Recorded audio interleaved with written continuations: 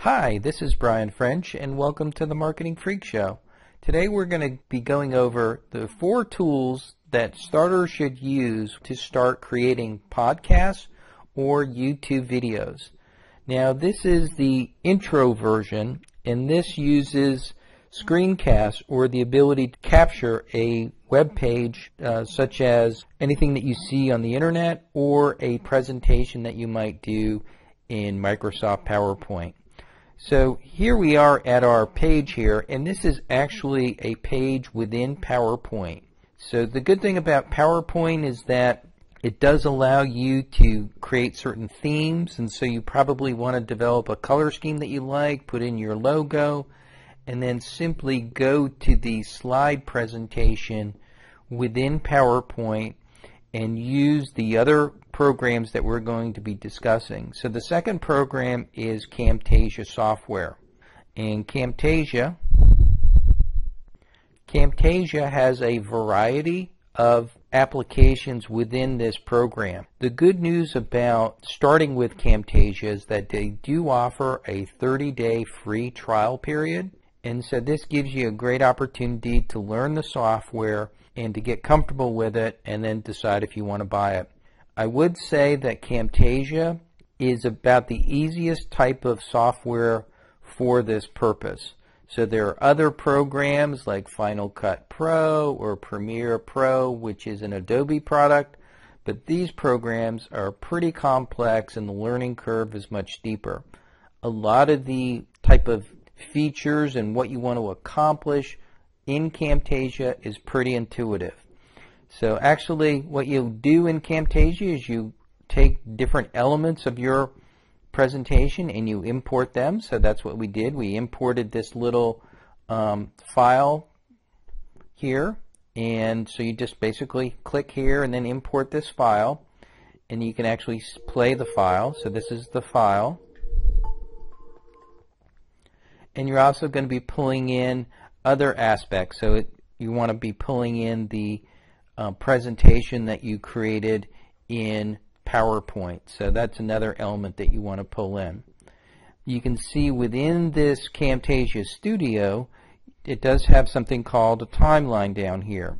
And this allows you to make edits, and when you pull something down to the timeline, you can make changes. So if you wanted to delete a certain section of a presentation, you can do so in this timeline. So you just be dragging these little elements and then hitting the delete key. Very easy to use. Camtasia also allows you to do certain quality annotations. So you can do things like what's called a call out, and then you can either add an image or you can add text to any part of the presentation after you created it. So if you want to give a little arrow to point people to a certain direction in the presentation, if you want to use a highlighter, if you want to add an image, so you can see over here we added the image, the Marketing Freak Show logo. You can also add text after you create this, and so it creates a very easy to use annotation of your presentation, which does create some interest and can focus people's attention. You know, it's really important that you see these tools as a vast improvement to what many people are using on YouTube. So unfortunately, what I would say don't do when you want to do something on YouTube is don't use your pinhole camera on your laptop or desktop. Video quality is poor, and the other thing is don't use the built-in microphone. I mean, you're expecting a lot of a tiny microphone the size of a pinhead to capture good audio. That built-in microphone will also capture any kind of ambient sound in your room. So before you do any podcast or YouTube video, go to a quiet room, close the door, and turn off things that you may not be aware of, like the overhead fan. Turn off any computer that's not being used, and make the room as quiet as possible before you start. So let's go to point number 3, which is the voice recorder. You know, a voice recorder allows you to capture high quality audio. If your audio is poor, people will bounce off your page immediately. So we use a voice recorder, a Zoom H4n voice recorder, and this captures your voice. This is a high fidelity recording device. So it captures a full dynamic range of your voice, and it captures it to an SD card. So this is an excellent investment. Yes, it's $269, but we've gotten a tremendous amount of use out of this voice recorder. And this is also scalable, so if you later on wanted to use a DSLR camera, or if you wanted to use this as an external microphone in shooting video, that is an excellent purpose for this voice recorder. So we highly recommend the Zoom. The fourth thing that to put the pieces together is actually having a editing software, and we use Audacity. And we also use some of the Adobe products like Audition. But Audacity is entirely free. All you have to do is search for the keyword Audacity in Google search, and you'll see this download. And so this software will allow you to edit certain things of the audio capture that you create, and it is very, very easy to use.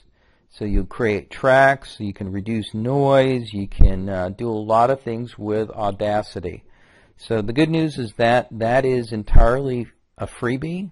And if you look at the tools here that we're looking at, is that actually the Microsoft PowerPoint you probably have. The Camtasia software is a 30-day free trial. The voice recorder is an out-of-pocket expense of less than $300. And the Audacity audio editing software is a freebie. So these are our top tips and our top tools to use to get started in doing good quality podcasts and YouTube videos using screen capture. As you progress, then you can move towards doing live video feeds of maybe a picture of yourself with a background. But that does, it's a greater capital investment because now you're buying a camera, and then you're also setting up a studio. We also have tips of doing the video recording, and you can see that on our other YouTube presentations or the Podomatic Marketing Freak Show. This is Brian French. Thank you for listening to the Marketing Freak Show. If you have questions or comments, please drop me an email at brian@floridawebsitemarketing.com. That's brian@floridawebsitemarketing.com. Also, feel free to give us the old thumbs up and the like button. Thank you, and have a great day.